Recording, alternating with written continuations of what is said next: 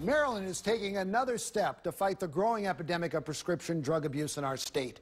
Insurers will now have to cover special formulations of painkillers that are resistant to being crushed or liquefied. In Focus investigator Trang Do sat down with advocates who are hopeful that this new law will help prevent drug abuse among kids and teens. Yeah, Jamie, the majority of teens who have abused prescription painkillers have gotten them from family or friends. If kids are getting these new formulations from people's medicine cabinets, they'll have a difficult time trying to abuse them, and that added barrier could potentially save lives. I never in a million years thought that something like this could happen to our family. No one ever does, but drug addiction happened to Cindy Glass's son. Once they start, it's late. It's too late sometimes.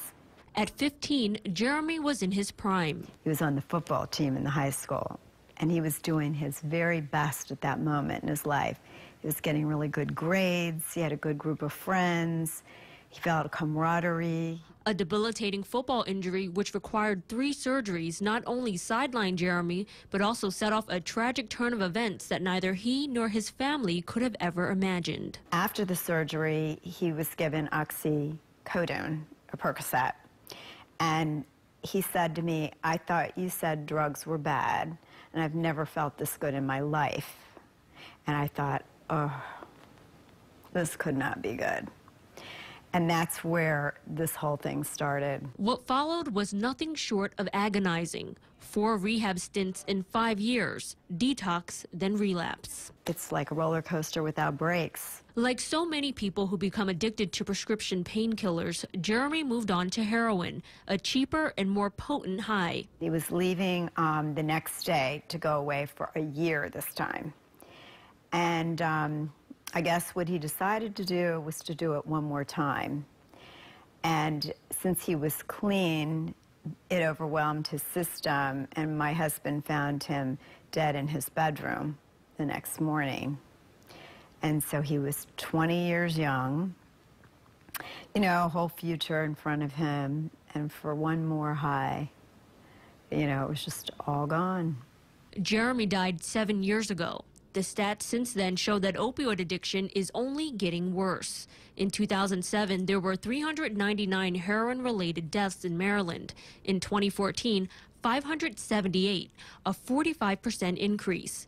Prescription opioid deaths are also up since 2007. Accidental drug overdose deaths have overtaken automobile accidents as the #1 cause of accidental death, and we think that the rise of the misuse of prescription meds has led to a good portion of that. A new Maryland law aims to cut down on prescription drug abuse by requiring insurance companies to cover more expensive abuse-deterrent painkillers at the same level as traditional versions of the pills.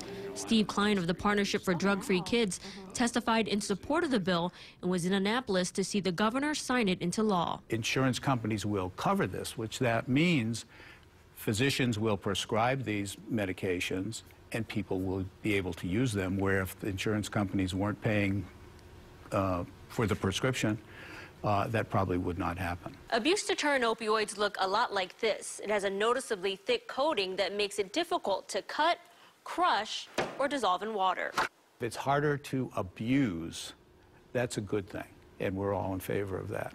Cindy Glass says it's a step in the right direction, but ultimately believes Jeremy would still be alive today if his doctor thought twice about prescribing such a powerful drug to a still growing teenager. One thing for sure is that doctors begin to understand when you prescribe these very heavy-duty narcotic opiate drugs to kids whose brains are not developed, their judgment centers are not developed, and they're impulsive and immortal, that, you know, you could be lighting a time bomb.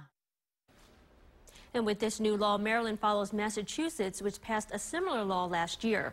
Several other states are also considering their own versions. All right, Tranquil, these pills aren't foolproof, right? Yeah, that's right. Unfortunately not. Like any pills, they can still be taken by mouth and abused. And that's why advocates say it's so important to lock up your meds and really sit down with your kids and talk to them about the dangers of drug abuse before it ever becomes an issue. Well, the mom, Cindy, I mean, her heart talked to us here tonight. And I kept hearing was prevention, prevention, prevention. Yeah, Jamie, she's a huge advocate for drug education programs in schools. And for the past 7 years, she has organized Jeremy's Run, a race on Memorial Day to honor her son's memory and raise funds for drug prevention and treatment programs. And so far, the run has donated more than $140,000 to the cause. Wow, that is outstanding. All right, well, let's go to the website right now because the Partnership for Drug Free is one of the helpers of this Jeremy's Run. They're getting the money from it, so that's great.